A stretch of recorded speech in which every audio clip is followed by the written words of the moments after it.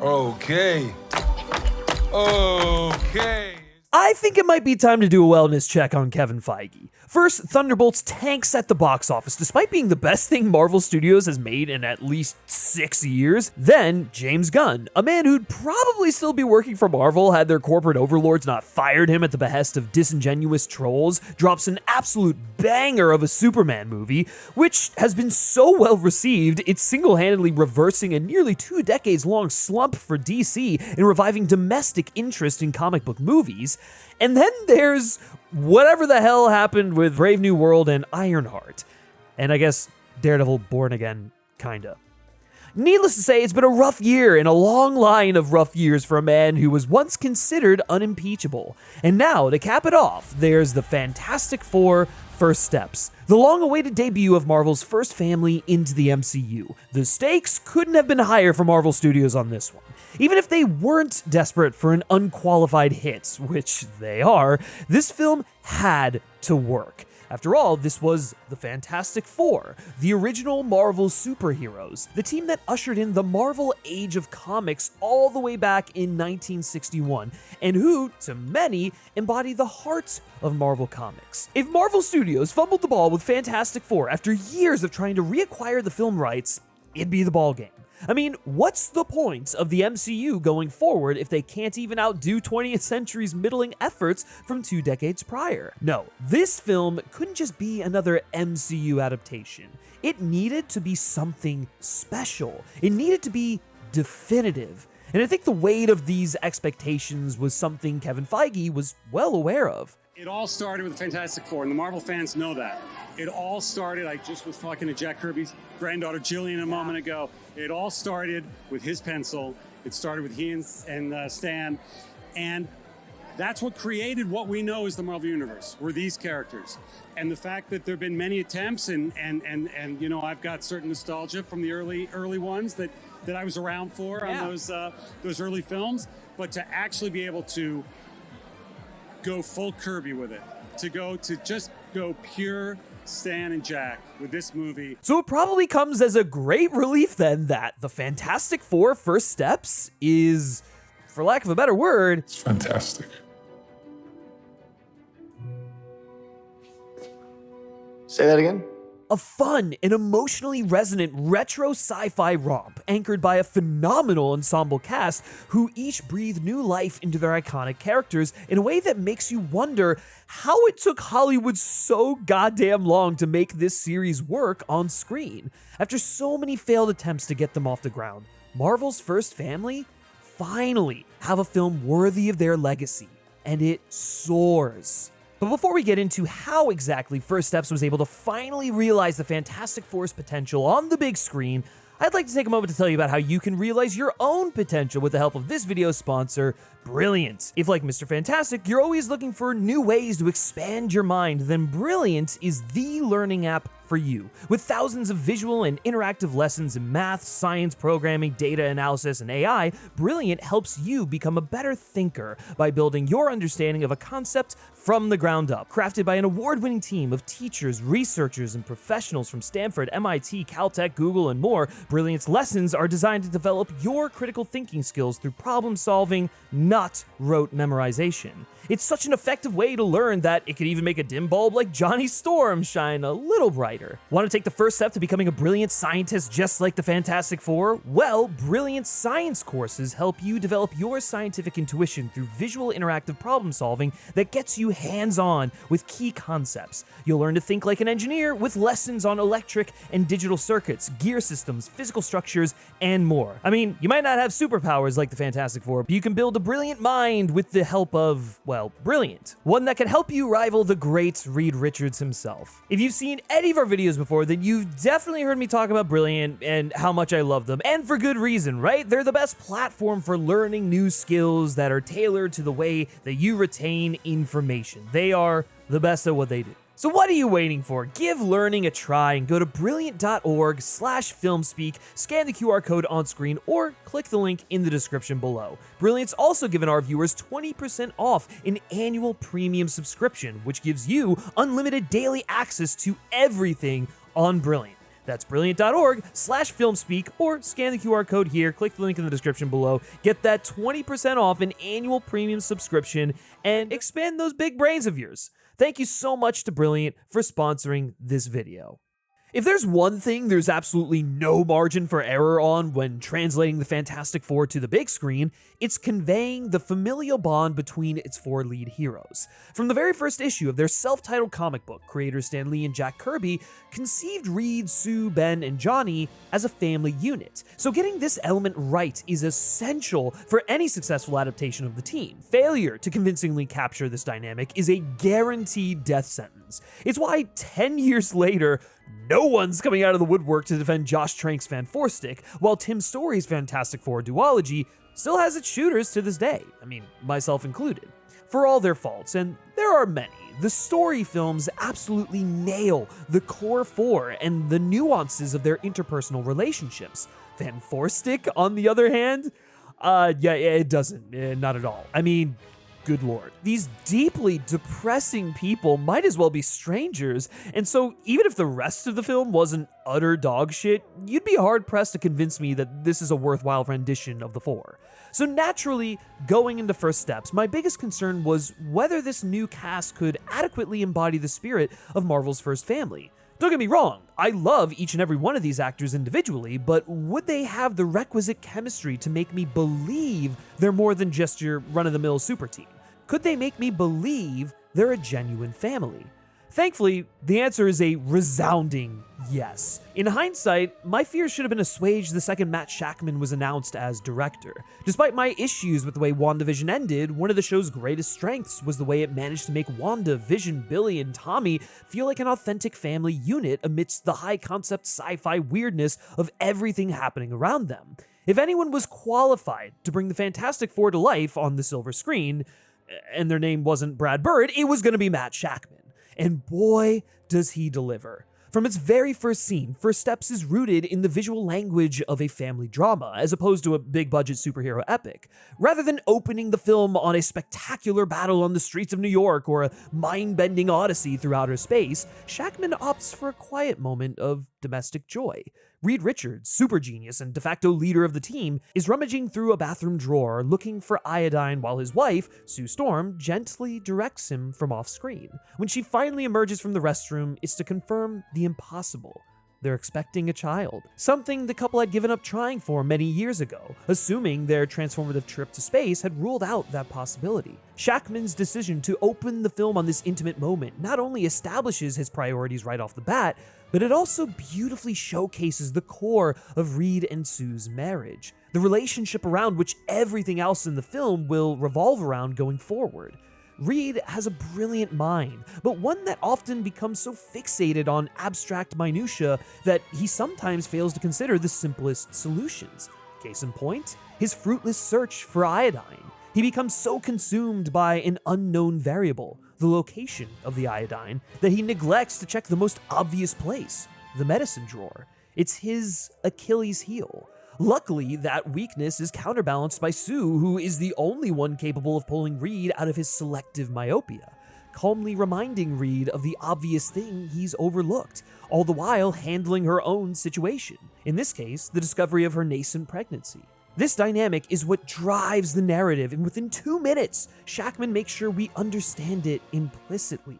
That's damn good storytelling. The other essential element this opening introduces is the theme of parenthood, which will permeate every aspect of the ensuing story.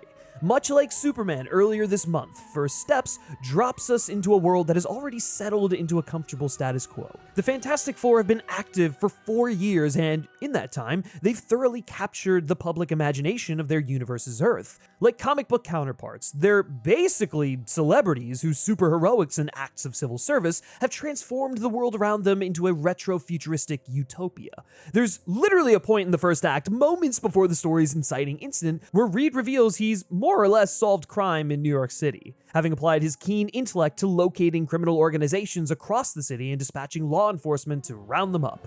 However, the impending arrival of Sue and Reed's infant son, Franklin, threatens to upend the stability of this idyllic status quo. Although the pair express some degree of anxiety upon discovering the pregnancy, the idea that everything is about to change for them isn't properly introduced until the following scene, in which Sue and Reed arrive at family dinner a minute late. I'll admit, the whole We make a point to do family dinner every week. Sunday at 7, on the dot, no matter what. We're all here. meme that emerged from the film's marketing always felt a little forced to me, so imagine my surprise when that turned out to be a legitimate character beat in the film. Although the infamous line doesn't make the final cut, which can be said of quite a few scenes featured in the marketing, the point being made when Johnny calls them out on their tardiness You're late. couldn't be clearer. These people are creatures of habit. Reed and Sue have built an ordinary life for themselves that is not all that dissimilar to the idealized concept of the nuclear family of 1950s and 60s America. And like those nuclear families, this lifestyle is rooted in strict structures and routines. However, just like that romanticized conception of the mid-century American family, this lifestyle is a fantasy, one that disintegrates when exposed to reality. In Reed and Sue's case, their unexpected pregnancy. Although a celebratory moment for the family, Franklin's conception immediately shatters the status quo they've enjoyed for the past few years, a change heralded by their sudden unpunctuality. You're late for dinner. The gravity of this change is punctuated by the arrival of Galactus' herald, Shalabal, the Silver Surfer. One of the smartest decisions Shakman and his writers make is paralleling Galactus with Franklin. In a very literal sense, they are one and the same. The physical incarnation of a natural phenomenon that will fundamentally disrupt the status quo of the idyllic world the Fantastic Four have worked so hard to create, and force them to confront aspects of themselves they've thus far been able to ignore thanks to the routine stability of their lives. This is especially true of Sue and Reed, who reassure themselves that they can weather this new status quo. But in truth, the emergence of these new stressors in their lives draws out their deepest insecurities. For Reed, it's his inability to accept what he can't understand. The second he knows Sue is pregnant, he begins fixating on the possibility he and Sue's exposure to cosmic rays could result in abnormalities in the child. He neglects more traditional fatherly duties like building a crib to instead tinker with a device to scan the fetus for irregularities. On its face, this is a prudent precaution for any parent to take, particularly one in a situation like Reed. I mean, if my girlfriend and I were blasted with cosmic rays, I'd be worried about having a child too. But when the results show there isn't any cause for concern, Reed refuses to accept it. In his guts, he knows it's implausible, and so he doubles down, unable to accept any outcome but the one he's already convinced himself is likely. Meanwhile, Sue starts to become more cognizant of the potential fissures in her marriage, specifically Reed's inability to rein in his analytical mind and exist in the present, traits he's exhibiting more overtly in light of her pregnancy. Her concerns are exacerbated by Galactus' ultimatum. If his impending arrival personifies the looming existential dread of parenthood, particularly for Reed, then his offer to spare Earth in exchange for their child, who Galactus believes can be his heir, turbocharges that anxiety. To put things in more domestic terms, Galactus offers Reed and Sue a way out of their pregnancy, a way to go back to the stability of the status quo they had previously enjoyed. Whether either of them want to admit it, that offer is deeply appealing on some level, especially for Reed, who is almost consumed by anxiety by the time Galactus proposes the trade, thanks to his preoccupation with preempting every possible outcome of the pregnancy. It's not that Reed doesn't want the child, or even that he'd rather they hadn't gotten pregnant in the first place, it's just that the offer, while horrifying to consider, presents an opportunity to regain some normality and peace of mind. And Sue, knowing her husband, is mortified by the fact that Reed could even entertain such a thought, even for a moment. When the people of Earth 828 rightfully suggest that making the trade is the morally and ethically correct course of action in an ultimatum, the needs of the many outweigh the needs of the few sense, Reed is sympathetic to their pleas. He isn't necessarily advocating their position, but he understands it because, being who he is, he's considered it too. Upon this confirmation of what she had already suspected, Sue shuts Reed down immediately. She genuinely can't wrap her mind around the fact that the man she loves, the man she's about to have a child with, could think so dispassionately about something so abhorrent. It's not that she doesn't understand the logic of what he's saying, she's an incredibly smart woman in her own right, but the disconnect between Reed's brain and his heart is something she can't fathom, and that disparity exacerbates the rift forming between the two. This, on its own, would be a compelling exploration of the ways in which preparing for parenthood puts a strain on a marriage, but it wouldn't fully track with who these characters are. Because for as cold as Reed Richards can be, and trust me, he can be a real bastard in the comics when he's absolutely convinced he's right, but he's not completely oblivious to his shortcomings, or to the way his personality and behaviors tend to affect those around him. And this is also true of Reed in First Steps. There's a wonderful scene towards the end of the second act where Reed, inspecting his newborn son for abnormalities for the final time, has moments of self-reflection. The reason Reed hyper-fixated on figuring out if he and Sue had passed on some terrible affliction to Franklin wasn't strictly a medical concern. That anxiety was merely an extension of a more fundamental fear. The fear that his son would grow up to be just like him, inheriting all of his deep-seated issues and personal demons. As someone who doesn't naturally think in social terms and is instead more drawn to the hard sciences, Reed is a big proponent of nature over nurture, that people are primarily shaped by the genes they inherit. Try as you might to resist it, you're hardwired to develop certain behavioral traits because that's what was handed down to you, is part of your code. So in his mind, his fear that the cosmic rays may have impacted Franklin are one and the same as his fear that his son could turn out to be just as damaged as he feels he is. And so those two fears feed each other, even in the face of evidence to the contrary. Again, this is brilliantly personified by Galactus, who represents the ultimate bad dad, the kind of father figure that would undoubtedly turn Franklin into the monster Reed fears creating. Except in Galactus's case, that process is quite literal. Weary of his endless hunger, Galactus sees Franklin's genetic potential to take his place as the devourer of worlds. Unlike Reed, Galactus wants an heir to inherit all of his worst traits, to embrace every destructive impulse within himself so that he'll become a cosmic horror and take Galactus's mantle so that he may finally rest. But what Galactus seemingly understands that Reed doesn't is that a genetic predisposition isn't the only determining factor in how a child turns out. Sure, Franklin's genetics predispose him to become like Reed or Galactus, but that disposition needs to be nurtured. It's why Galactus wants to claim the child in his infancy. He wants to raise the boy and mold him into an heir. This reflects Sue's view on the matter. Unlike her husband, she falls more into the camp that it's nurture rather than nature that has the greater impact on who we become.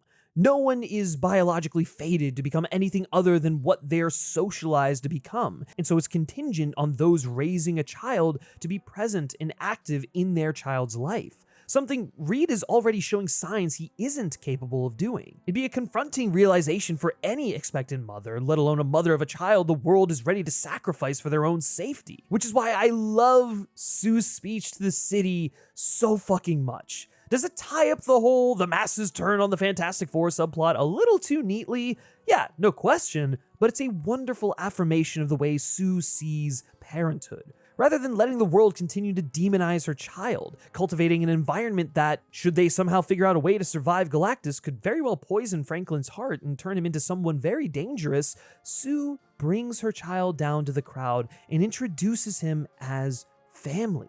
She, as an active and attentive mother, creates an environment that will nurture her son in a positive way. She wills it into existence.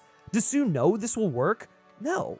But she leads with her heart, and people respond to that vulnerability. For Reed, this is an unthinkable cause of action, yet it works. And in seeing it work, he's immediately shaken from his myopia and comes up with a new plan to save the world that doesn't involve giving up his son. Not because he knows without a shadow of a doubt that this new plan will work, but because the alternative, while guaranteed to succeed, is untenable. This, in a nutshell, is the crux of Reed's arc over the course of the film.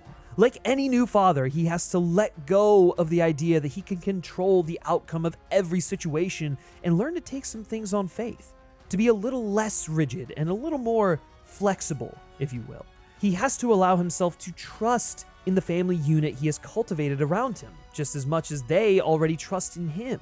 I think it's fairly easy to infer that to Reed, he's considered the trust others put in him as fact, because from his perspective, it is. He's so confident in his intelligence that their trust in him is basically like trusting gravity. It's guaranteed. But the cosmic accident is a perfect example of the fact that this isn't true. There are unknowable variables, anomalies that you can't account for. While Reed's gut reaction to this was to blame himself for not having anticipated every possibility, which is why he has since committed himself to doing exactly that in every situation he encounters, the truth is, that's not feasible. There's a moment between Reed and Ben, right before the team launches back into space for the first time since their accident, that I think gets at the heart of this better than anything else in the film. In characteristic fashion, Reed is fretting over his failure to account for the unknown variables on the team's previous mission, and rather than simply reassuring him the way Sue might, Ben straight up calls him out on his ego the way only a close friend can.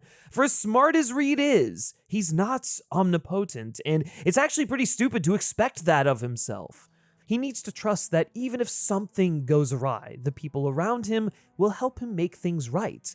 They just have to care about something bigger than themselves, which is another big through line of the film, is people learning to give a shit about something other than their own ego. This is another reason why I really love the scene where Sue addresses the public. She's making a plea to the world to give a shit about something greater than themselves, to use their own empathy and fear as motivation to do something about their current predicament, instead of fretting, instead of giving into fear and panicking, to confront these unknown variables with trust in those around you. There's kind of a climate change bent to this whole thing as well, a plea to get the world to collaborate in order to change the assumed fates of the planet, just like Reed and the Four have to do the same with Franklin.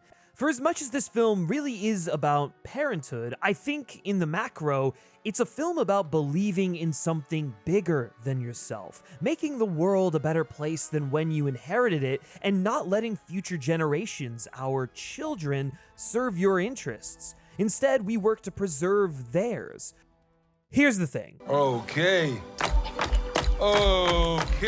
Although Ben and Johnny both have their own things going on throughout the film, they primarily serve to support Sue and Reed's story in this way. However, they also function as a contrast to the central couple in certain ways, particularly as it pertains to Galactus. Although not burdened by his powers the same way Ben is, Johnny is uneasy with the status quo the team has settled into. A hotshot astronaut by trade, Johnny is called to the stars, so much so that he's made it his personal mission to convince Reed to fashion new spacesuits for the team. However, Reed's unwillingness to put his family in another precarious cosmic situation has stymied that ambition. Again, he's stuck trying to baby-proof the world, as the film makes a joke about. So, as a result, Johnny's new status quo is earthbound, a fact that has left him deeply frustrated, particularly because Reed won't even dignify his attempts to alter that with an honest conversation, frequently and patronizingly dismissing Johnny's feelings. Similarly, Ben longs for the kind of normalcy of his old life, but his cosmic condition doesn't allow for that. So his new status quo is that of an outsider, someone who never feels a sense of belonging, even in his old stomping ground of Yancey Street. And so, to get by, Ben's put up walls around himself. He holds everyone but his family at arm's length and resists people's attempts to get close. It's a defense mechanism, but one that ironically only makes him more lonely. In a way, Ben and Johnny's displeasure with the utopic mid-century American status quo, in stark contrast with Reed and Sue's embrace of it, reflects the very real experience of marginalized people at the time. One man's paradise is another man's prison.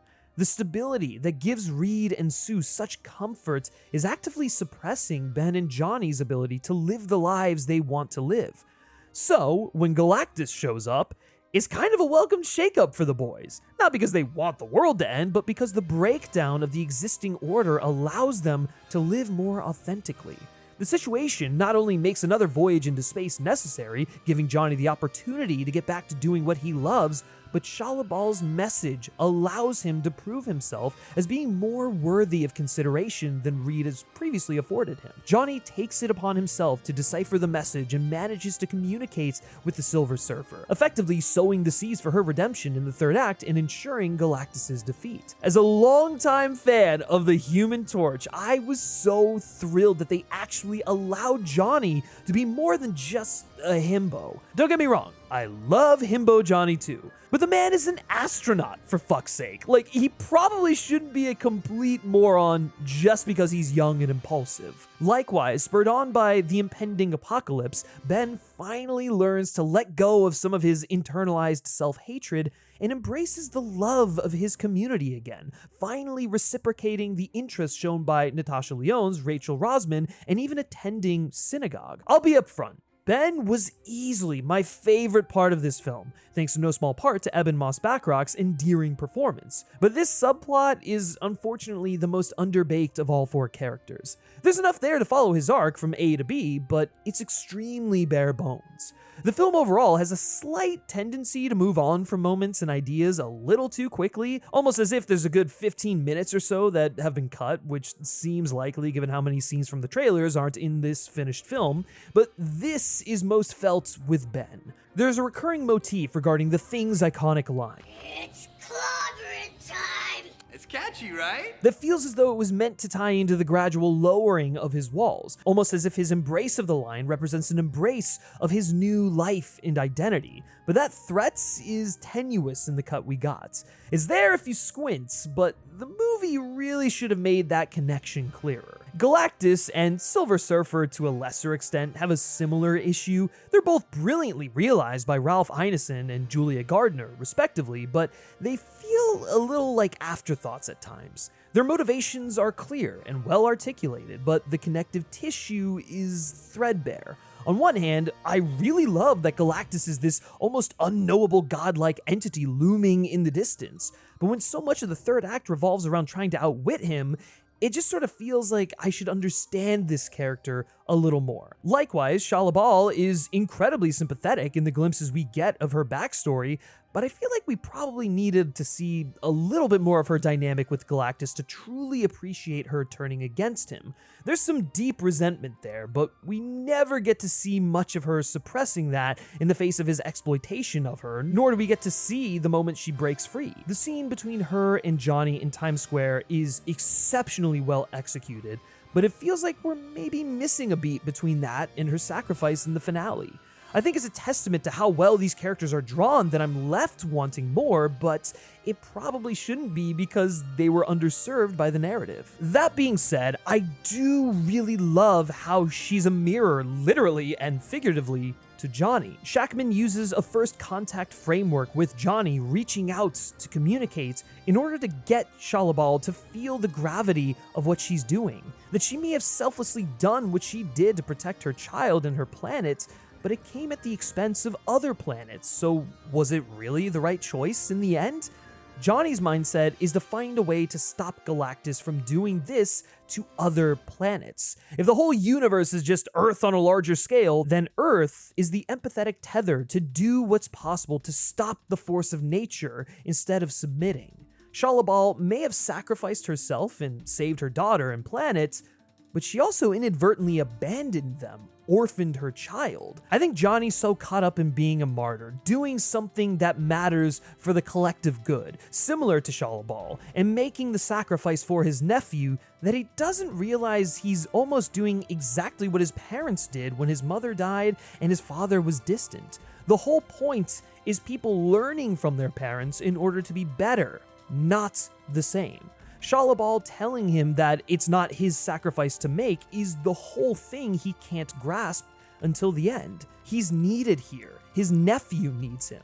It also beautifully ties into the film's core of one life being as important as the rest. It doesn't matter if Franklin survives. If Johnny is exiled or dies, then it's no different. His life is not less valuable than Franklin's. He yearns for something greater, looking to the stars as the answer. He wants to get lost in the cosmos, only to realize that there's something worth grounding him at home, something greater. And I think that that's so beautiful, the way that the surfer allows him to connect with that. So while Shalabal isn't the most complex character, I do really love how it impacts Johnny's arc in the long run, and she pushes him out of the way to make the sacrifice because she's already fucked up and she doesn't want Johnny to go down the same path that she did. One thing that certainly isn't underserved, however, is the aesthetic. As weird as it is to say about a Marvel movie, First Steps is fucking gorgeous. And I'm not just talking about the cinematography, although Jess Hall does a phenomenal job. No, unlike so many superhero movies these days, First Steps feels incredibly tangible thanks to Matt Shakman's decision to shoot so much of this film on physical sets as possible. Gone are the hideous green screen sets of more recent MCU endeavors. The world of First Steps is physical and textured. Despite its retro future design, New York City has seldom felt this alive in an MCU project. I'm honestly not sure whether they shot on location in New York or they just constructed the sets on a backlot, but the fact that I can't tell is a testament to how real everything looks. Yancey Street and Times Square are partially noteworthy locations because they make the world feel lived in, and therefore make me care whether or not Galactus destroys them. The Baxter Building and the Excelsior, the Fantastic Four's spaceship, are another example of really well-designed spaces. Unlike the Avengers campus from the Infinity Saga or the countless S.H.I.E.L.D. bases so many of those films took place in, these are places I'd actually want to imagine myself in. That might seem like an insignificant thought, but these movies are meant to be fantasies, so it helps when that fantasy takes place in an appealing location. Honestly, Earth 828 is just such a well-realized world overall. The space age Jetsons vibe of the mid-century modern designs have so much character, while the sleek, retro-future tech is instantly iconic without ever feeling like a caricature of the real-world era being homaged. Hell, even Subterranea is exceptionally well-designed. The Greco-Roman architecture of the ruins that comprise the underground city implies so much history without overburdening the story with pointless lore. And just as a quick aside, I need more of Paul Walter Hauser's Harvey Elder immediately. Just what a great spin on that character. If you told me ahead of time that fucking Mole Man would be a highlight of the film, I'd have blinded you right there on the spot. But lo and behold, those crazy sons of bitches did it. Consider me a fan. I recognize it's a bit hacky to say, but Shakman and his production designers effectively made this alternate reality of New York a character unto itself, and the film is stronger for it. The people of the city, and the wider world really, are a fundamental player in the narrative, and thanks to a clear vision for the look of the film, they feel ever present despite not getting a ton of spotlight as individuals. God, I fucking love this movie. Okay, is this movie good or what? I mean, I guess it shouldn't come as a surprise considering the fact that The Incredibles is one of my favorite movies of all time, so maybe it was just, I was waiting for something to scratch that itch in live action, but not since Captain America: The First Avenger have I been so head over heels desperate to rewatch an MCU movie, and it's probably because the two films share a lot of the same DNA. At the start of this video, I suggested we do a wellness check on Kevin Feige. And although I made it sound like First Steps was the lights at the end of the tunnel for Marvel Studios, I still think a wellness check might be in order. Because unfortunately, the Fantastic Four First Steps might actually be a little too good. And no, that's not me trying to spin what should be an unqualified win for Marvel into a loss. It's just that the thing that, above all else, makes First Steps feel so exciting and fresh when compared to its contemporaries, including movies I love like Thunderbolts, is its autonomy. Thanks to the decision to set the film in an alternate reality rather than the main universe of the MCU, First Steps is the first Marvel Studios film in a very long time to be legitimately self-contained. There are no cameos, no allusions to the wider Marvel universe, no tee-ups for future stories outside of the mid-credit scene. From beginning to end, First Steps is allowed to be its own thing, and that independence is by far its greatest asset.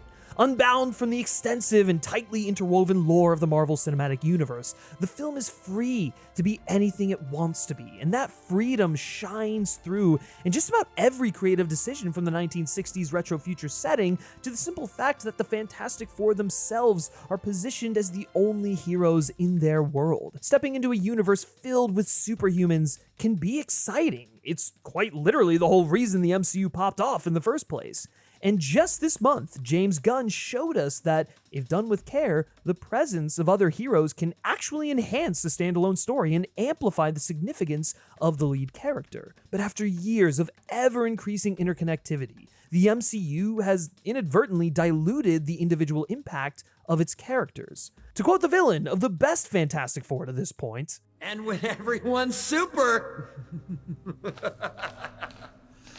no one will be." And this, above all else, is why First Steps feels like such a goddamn breath of fresh air. Unlike just about any other MCU movies released after Phase 1, Matt Shakman and his team transport the audience into a world where there's no one else quite like the Fantastic Four, and as a result, their presence feels truly special.